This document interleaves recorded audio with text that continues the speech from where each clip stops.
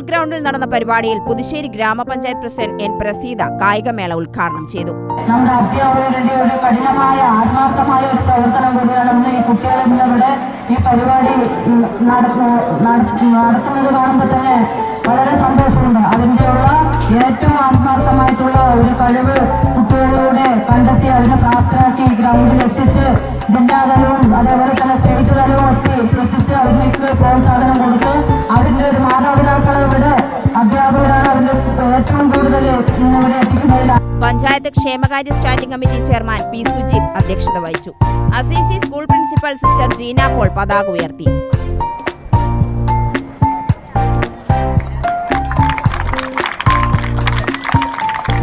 അധ്യാപക സംഘടനാ പ്രതിനിധികളായ Kamakshi Gauthaman, K Vijaya, C Dinakaran, C Praveenkumar, M Albert, school PTA അംഗം Shibu Sivadasan, reception committee convener Sajji Thomas എന്നിവർ സംസാരിച്ചു. ചിറ്റൂർ ഉപജില്ലയിലെ വിദ്യാലയങ്ങളിൽ നിന്നുള്ള വിദ്യാർത്ഥികൾ അണിനിരന്ന മാർച്ച് പാസ്റ്റും നടത്തി.